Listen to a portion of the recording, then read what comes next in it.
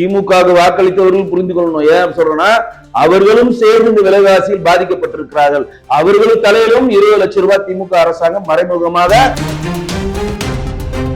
இதை பற்றி திருமாவளவன் பொது வழியில பற்றி பேசுறாரு. இப்ப இதை பற்றி பேச வேண்டிய தேவை என்ன? தாவேக்காக இன்ஜின் ஒண்ணு இருக்கா? அங்க யார் அங்க இன்ஜினா இருக்காங்க? வணக்கம் சார். வணக்கம் மேடம். ஏடிஎம்கேல இருந்து இப்போ கனெக்ட்னு சொல்லி ஒன்று பண்ணிட்டு இருக்காங்களே, அதை பத்தி உங்க கருத்து என்ன சார்? ஏடிஎம்கே கனெக்ட் அப்படின்றது என்னன்னா, அது ஒரு கிரெடிட் கார்டு மிஷின் நீங்க பார்த்துருப்பீங்க, ஸ்வைப் மிஷின் பார்த்துருப்பீங்களா? அந்த மாதிரி ஒரு மிஷின், ஸ்மார்ட் மீட்டர் மாதிரியா ஒரு மிஷின்லாம் பார்த்துருப்பீங்க. அந்த மாதிரி ஒரு மிஷினை எடுத்து இங்க இருக்கக்கூடிய ஏடிஎம்கே தொண்டர்கள் ஒவ்வொருத்தரும் ஒவ்வொரு குடியிருப்பு வாசிகள் வீட்டுகளுக்கும் சென்று அந்த மிஷின் மூலம் 2021க்கு முன்னாடி என்ன விலைவாசி இருந்தது, இப்ப 2025ல என்ன விலைவாசி இருக்கு அப்படின்றத கம்பேரிசன் பண்ணி ஒரு குடும்பத்திலும் அதிகமான செலவை இங்க திமுக அரசு எப்படி ஏற்படுத்தி இருக்கிறது அப்படின்றத பிரிண்ட் அவுட் எடுத்து கொடுக்குறாங்க. குறிப்பா சொன்னா 2021க்கு முன்னாடி திரு எடப்பாடி அவர்கள் பழனிசாமி ஆட்சி காலத்தில் இருந்த அரிசி விலை, கோதுமை விலை, சர்க்கரை விலை, சமையல் எரிவாயு விலை, அதற்கப்புறம் கோதுமை விலை, வேற என்னென்ன அத்தியாவசிய தேவைகள், அதாவது பால் விலை, இதெல்லாம் இந்த அத்தியாவசிய சேவைகளுடைய விலை என்ன இருந்துச்சு பருப்புல இருந்து.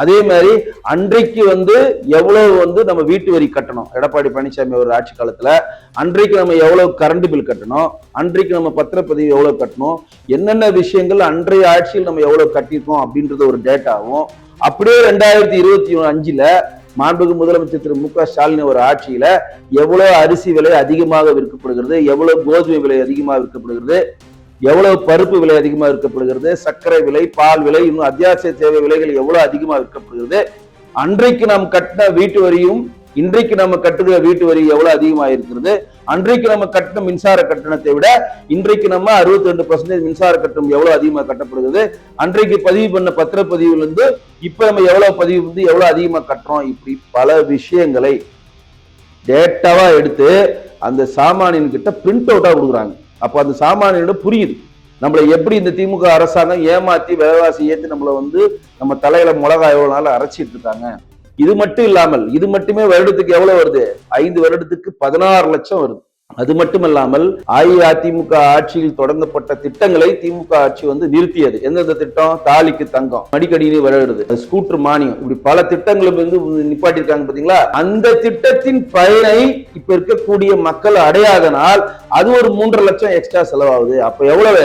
16 லட்சம் பிளஸ் ஒரு 3.5 லட்சம் சேர்த்து கிட்டத்தட்ட 19ல இருந்து 20 லட்சம் ரூபாய் 5 வருடத்தில் தமிழ்நாட்டில் இருக்கக்கூடிய 2,20,00,000 ரேஷன்தார் குடும்பத்தை சேர்ந்த ஒவ்வொரு ஆட்களும் செலவு பண்ணுகிறார்கள் அப்படின்றத பிரிண்ட் அவுட்டா எடுத்து கையில கொடுத்தோம்னா சாமானியனுக்கு தலையே சுத்துது. அந்த ஒரு குடிமக்களுக்கு என்னடா அது, கண்ணுக்கு தெரியாம நம்ம இவ்வளவு செலவு பண்ணிட்டு இருக்கோமா? எப்படி கண்ணுக்கு தெரியாம செலவு பண்றோம்? இப்ப நீங்க அத்தியாவசிய தேவையில் இப்ப கரண்ட் பில் கட்டியே ஆகணும். 62% ஏத்தியாச்சு. 100 ரூபாய் கட்டின கரண்ட் பில் 162 ரூபாய் கட்டுறீங்க. கரண்ட் பில் கட்டலடா கட் பண்ணிடுவான். வீட்டு வரி கட்டலனா சீல் வைக்கிறான். பத்திரப்பதிவு பண்ணலனா கிடையாது. நீங்க தாலிக்கு தங்கம் திட்டம் இன்னைக்கு ஒரு பட்டதாரி பெண் கல்யாணம் பண்ண போனாங்கன்னா, முதல்நிலை பட்டதாரியா இருந்தாங்கன்னா, அன்றைக்கு ஏடிஎம்கே ஆட்சியில தாலிக்கு தங்கம் திட்டம் எவ்வளவு? 1 பவுன் தங்கு 1 பவுன் எவ்வளவு விலை? 1 லட்சம் ரூபாய்க்கு மேல. இன்னைக்கு திமுக அரசு என்ன பண்ணுது? நாங்க படிப்புக்கு தான் செலவு பண்ணுவோம்னு சொல்லிட்டு 36,000 ரூபாய் கொடுக்குறாங்க. வருடத்துக்கு 1000 ரூபாய், 3 வருஷம் டிகிரி படிச்சா 36,000. எப்படி இந்த திட்டத்தை மடைமாற்றி பண்ணி ஏமாத்துறாங்க? அந்த திட்டத்தின் மூலம் நம்ம எவ்வளவு எக்ஸ்ட்ரா செலவு பண்றோம்? மடிக்கணினி இன்னைக்கு ஒரு காலேஜ் படிக்கிற பையனுக்கு லேப்டாப் இல்லைன்னா அவன் போய் ஒரு மடிக்கணினி வாங்கி அவன் லேப்டாப் வாங்கி ஆகணும். அதற்கு அவன் எவ்வளவு செலவு பண்றான்? இன்னைக்கு ஸ்கூட்டருக்கு கிட்ட 5 லட்சம் பேருக்கு 25,000 ரூபாய் ஸ்கூட்டருக்கு மானியம் கூட ஏடிஎம்கே அரசாங்கம் கொடுத்துச்சு. இன்னைக்கு நீங்க ஒரு சாமானியான ஒரு பெண் போய் நீங்க ஒரு ஸ்கூட்டர் வாங்கினீங்கன்னா முழு விலையை கொடுத்து வாங்கணும். அப்ப அந்த 25,000 ரூபாய் நீங்க எக்ஸ்ட்ரா பே பண்றீங்க. அது தனியா 3 லட்சம், விலைவாசி ஏற்றம் ஒரு 16 லட்சம் சேர்த்து 19ல இருந்து 20 லட்சம் ரூபாய் தமிழ்நாட்டில் இருக்கக்கூடிய ஒவ்வொரு குடும்ப தலையிலும் மறைமுகமாக திமுக அரசு விலைவாசியை ஏற்றி நம்மளை ஏமாற்றி கொண்டிருக்கிறது அப்படின்றத எழுத்துப்பூர்வமா டிஜிட்டல்ல பிரிண்ட் அவுட் எடுத்து கையில கொடுத்தோன்னா ஒவ்வொரு குடிமக்களுக்கும் தலையே சுத்துது. என்னடா நடக்குது நாட்டுல? நம்ம கிட்ட இருந்து சுரண்டி விலைவாசி ஏத்தி இவ்வளவு பணத்தை திமுக அரசாங்கம் நம்ம செலவு பண்ண வச்சு நம்மளை ஏமாத்திட்டு இருக்காங்களேன்னு சொல்லி மக்கள் மனதுல அருமையா கொண்டு போய் ஏடிஎம்கே ஐடிபிக்கு பதிவு பண்ணி வச்சிருக்கு. இதை இங்க இருக்கக்கூடிய சாமானிய மக்கள் புரிந்து கொள்ள வேண்டும். அந்த சாமானிய மக்கள் ஒவ்வொருத்தரும், நீங்க திமுக அவர்கள் வாக்களித்த ஒவ்வொரு சாமானிய மக்களும் இதை புரிந்து கொள்ளணும். திமுக வாக்களித்தவர்கள் புரிந்து கொள்ளணும். ஏன் சொல்றேன்னா, அவர்களும் சேர்ந்து இந்த விலைவாசியில் பாதிக்கப்பட்டிருக்கிறார்கள். அவர்களும் தலையிலும் 20 லட்சம் ரூபாய் திமுக அரசாங்கம் மறைமுகமாக ஏமாற்றி வசூல் செய்திருக்கிறது. சரி, இவ்வளவு வசூல் செஞ்சாங்களே, அந்த 20 லட்சம் வந்து ஒரு சாமானிய குடும்பத்தில் இருந்தா அவன் ஒரு கல்யாணம் பண்ணிருக்கலாம், ஒரு நல்ல இடத்தை வாங்கியிருக்கலாம், ஒரு வீட்டை கட்டியிருக்கலாம், பொருளாதாரத்துல மேம்படுத்திருக்கலாம், ஏதோ ஒரு இடத்துல வந்து தன்னுடைய குழந்தைகளுக்கான மேம்பாட்டுக்காக அந்த பணத்தை சேமிச்சு வச்சிருக்கலாம். இப்படி எவ்வளவு விஷயங்கள் ஒரு சாமானியனுக்கு கிடைத்திருக்கும். ஆனால் ஒட்டுமொத்தமா தமிழ்நாட்டில் இருக்கக்கூடிய ஒவ்வொரு ரேஷன்தார் அட்டைதாரர்கள் 2,20,00,000 பேருடைய வீட்டில் ஒவ்வொரு வீட்டிலும் 20 லட்சம் ரூபாய் விலைவாசியை ஏற்றி இந்த திமுக அரசு கொள்ளை எடுத்திருக்கிறது அப்படின்றத பிரிண்ட் அவுட் எடுத்து கொடுத்திருக்காங்க. மிகச்சிறிய லெவல்ல மக்கள் மனதில் அது ரீச் ஆயிருக்கு. இங்க இருக்கக்கூடிய திமுக சார்ந்தவர்களுக்கு சொல்றோம், ஏடிஎம்கே சார்ந்தவர்கள் சொல்றோம், பாஜகவை சார்ந்தவர்கள் எல்லாருமே ஒண்ணு புரிஞ்சுக்கணும். நீங்கள் 2021ல எடப்பாடி அவர்கள் பழனிசாமி ஆட்சி காலத்துக்கு பண்ண செலவை நீங்க 2025க்கு அப்புறம் திரு மு.க. ஸ்டாலின் அவர்கள் ஆட்சி காலத்துல 20 லட்சம் ரூபாய் எக்ஸ்ட்ரா செலவு பண்ணி உங்களை ஏமாற்றி இருக்கிறார்கள். இதை மக்கள் புரிந்து கொண்டு வருகிற தேர்தலில் தேசிய ஜனநாயக கூட்டணிக்கு வாக்களிக்கும். சார், இப்போ வந்து ஏடிஎம்கே இந்த மாதிரி அவங்களோட திட்டங்கள் எல்லாம் பற்றி சொல்லிட்டு இருக்காங்க மக்களுக்கு. இந்த பக்கம் டிஎம்கேல பார்த்தோம்னா திருமாவளவன் வந்து ராஜராஜன் சோழனோட பேர் தமிழ் பேரே இல்லைன்ற மாதிரி சொல்லிட்டு இருக்காரு. டிஎம்கே ஆட்சியில இங்க தேனும் பாலும் ஓடுற மாதிரியே ஒரு கட்டமைப்பை திருமாவளவன் என்னைக்குமே ஏற்படுத்திட்டு இருப்பாரு. போகாத ஊருக்கு வழி தேடிட்டு இருக்காரு. ராஜராஜன்ற பேரு தமிழ் பேர் இல்ல, அது வந்து சமஸ்கிருத சொல்லு. பிராமணர்களுக்கு வந்து அறிவெரடியா ராஜராஜன் வந்தார், ராஜராஜன்றது ஒரு தமிழ் பேரா அப்படின்னு ஒரு கேள்வி வைக்கிறார். நான் கேட்கிறேன், திருமாவளவனுடைய பெயரா இருக்கக்கூடிய திருமாவளவன் ஒரு பேர் வச்சிருக்காரு, அந்த பேர் யாருடைய பேர்? நீங்கள் யாரை வந்து பிராமண அறிவரடி, யார் வந்து தமிழுக்கு தொண்டாற்றாத ஒரு அரசர்கள் சொல்றீங்களோ, அதே மாதிரி சோழ வம்சத்தில் வந்த கரிகால சோழனுடைய இன்னொரு பெயர் தான் திருமாவளவன். இது திருமாவளவனுக்கு தெரியுமான்னு தெரியல. இங்க இருக்கக்கூடிய விடுதலை கட்சியினுடைய தொண்டர்கள் கண்டிப்பா கொண்டு போய் இதை சேர்க்கணும்.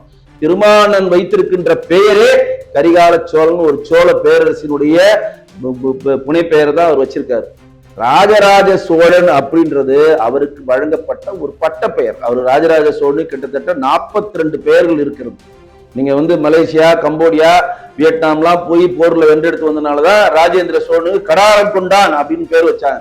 கங்கையை போய் வென்றுனா கங்கை கொண்டான்னு ஒரு பேர் வச்சாங்க. அதே மாதிரிதான் ராஜராஜன் பல பேரரசுகளை வென்றெடுத்து வந்தனால்தான் அதுக்கு ராஜனுக்கு ராஜன், ராஜராஜன் சொல்லிட்டு அந்த பேரை வச்சிருக்காங்க. தவிர அவருடைய பெற்றோர்கள் சூட்டிய பெயர் உண்மையான தமிழ் பெயர் அருண்மொழிவர்மன். இதுதான் அவங்க பெயர். நீங்க எவ்வளவு பட்ட பெயர் வாங்கினாலும் உங்களுடைய அப்பா அம்மா வைக்கிற பேர் தான் உங்களுக்கு நிலைக்கும், அதுதான் கெசட்ல இருக்கும், அதுதான் உண்மையான பேர். 42 பேர்கள் இருக்கிறது. இதை பற்றி திருமாவளவன் பொது வழியில பற்றி பேசுறாரு.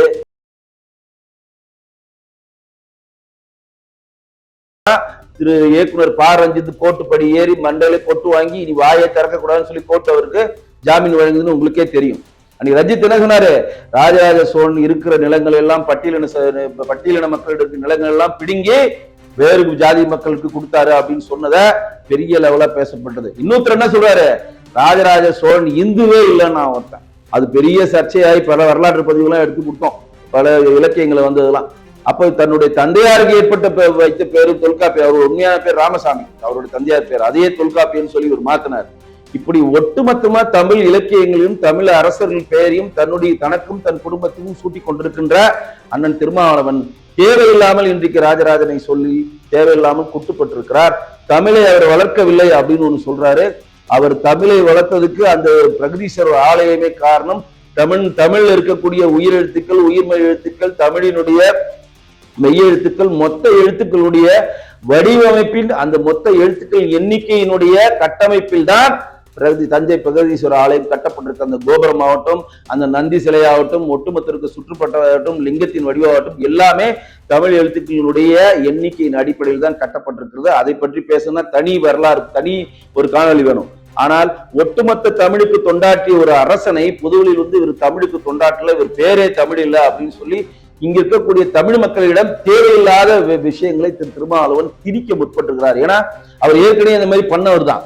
இங்க இருக்கக்கூடிய உருளை வடிவில் கும்பு வடிவில் இருந்தால் அது வந்து மசூதி, கூம்பு வடிவில் இருந்து கூறாக இருந்தால் அது வந்து தேவாலயங்கள், அதே வந்து ஆபாச சித்திரங்களாக ஆபாச சிலைகள் இருந்தால் அது இந்து கோயில்கள் சொல்லி தேவையில்லாம இந்துக்கள் மனதை அன்றைக்கே புண்படுத்தினார். அது மட்டும் இந்து கோயிலை நீங்க இடித்து நோண்டினால் உள்ள புத்த விகாரங்கள் தெரியும் அப்படின்னு சொல்லி பௌத்த மதத்துக்கு சப்போர்ட் பண்ணி அவர் பேசினாரு. இதெல்லாம் இந்துக்களுக்கு எதிராக அவர் பேசிக் கொண்டிருக்கிறார் இருக்கக்கூடிய மக்களுக்கு எல்லாருக்குமே தெரியும். காரணம், அவருடைய பெரும்பான்மையான சிறுபான்மையர் ஓட்டு வேறொரு கட்சிக்கு இன்றைக்கு சென்று கொண்டிருக்கிறது.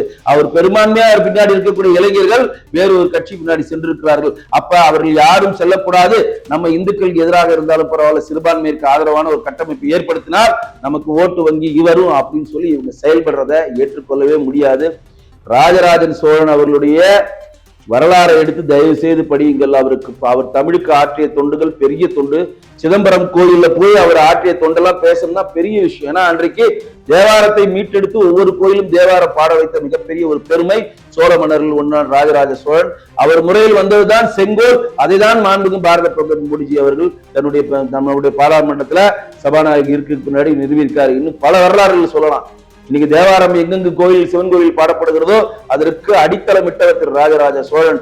சிதம்பரம் கோயிலில் 3 சிலைகளை வைத்து இங்கு தேவாரத்தை பாட வேணும், 3 பேர் இங்கு வந்து விட்டார்கள் இங்க பாடணும்னு சொல்லி சுந்தரர், திருநாவுக்கரசர், மாணிக்கவாசகர் சிலைகளை வைத்து நீங்கள் பாடணும், தேவாரத்தை எழுதியவர்களே தேவாரத்தை பாடியவர்களே வந்து விட்டார்கள் சொல்றப்ப எப்படி இந்த 3 சிலைக்கு உயிர் இருக்கு நீங்க பாட சொல்றீங்கப்ப இந்த கோயில் இருக்கக்கூடிய சிவனுக்கு உயிர் இருக்குன்னு நீங்க நம்புறீங்களோ அதே மாதிரி இந்த 3 மாணிக்கவாசகர், சுந்தரர் மற்றும் திருநாவுக்கரசு இந்த 3 பேருக்குமே உயிர் இருக்காதா அப்படின்னு ஒரு கேள்வியை கேட்டு அங்கு சிதம்பரம் கோயிலில் தேவாரத்தை பாட வைத்த மிகப்பெரிய மன்னர்.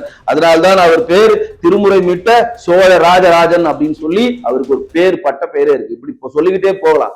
தேவையில்லாமல் சிறுபான்மையை குஷிப்படுத்தணும் இந்த மாதிரி பேச்சை திருமாவளவன் இதோடு நிறுத்த வேண்டும்.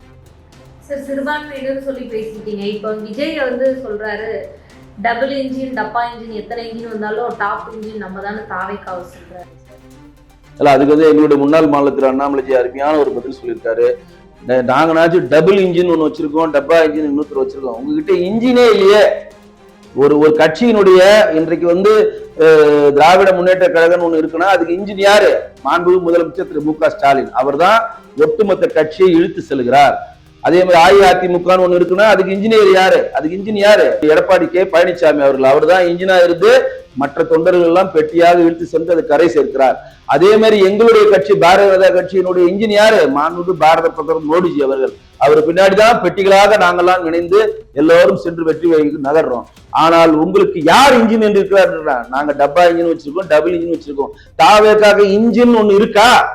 அங்க யார் அங்க இன்ஜினா இருக்காங்க? இன்ஜின் எப்படி வரும்? இன்ஜின் வீட்டை விட்டு வெளியே வந்தானே ட்ரெயின் கிளம்பினா இலக்க போய் சேரும்.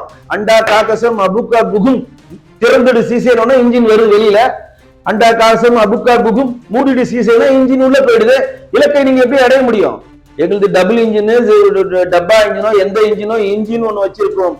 நீங்கள் கட்டமைப்பு என்ற இன்ஜின் இல்லை, பூத் இன்ஜின் இல்லை, தொண்டர்கள் என்ற இன்ஜின் இல்லாமல் விசிலடிச்சாங் குஞ்சுகள் வைத்துக் கொண்டு ஓடாத ட்ரெயின் மேலே கை காட்டிக்கிட்டு ஓடாத ட்ரெயின் முன்னாடி போராட்டம் பண்ணுகிற ஒரு தற்கூறுகளை வைத்துக் கொண்டு நீங்கள் மற்ற கட்சிகளுக்கு இன்ஜின் இல்லைன்னு சொல்றீங்க. நான் சொல்றேன், தாவேக்காக்கு இன்ஜின் மட்டும் இல்ல, எதுவுமே இல்ல, கொள்கை இல்லை. என்னடா அவன் கொள்கை?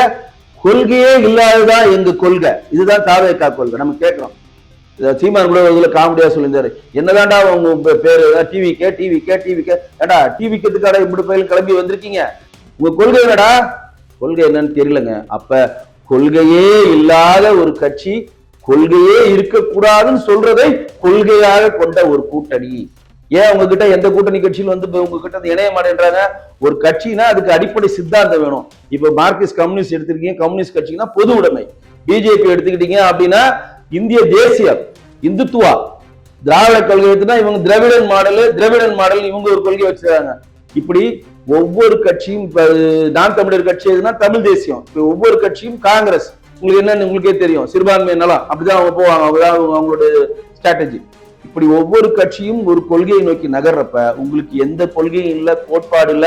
மற்ற கட்சியினுடைய தலைவர்களை திருடி கொண்டு, மற்ற கட்சி தலைவர்களுடைய சிலைகளை வைத்துக் கொண்டு, மற்ற சித்தாந்தங்களை உள்வாங்கி கொண்டு பொங்கலில் ரசத்தை ஊத்தி சாப்பிடுகிற தாவேக்கா மற்ற கட்சிகளை பற்றி டபுள் இன்ஜினே இல்லைன்னு சொல்வதற்கான எந்த தகுதியும் இல்லை, அருகதியும் இல்லை.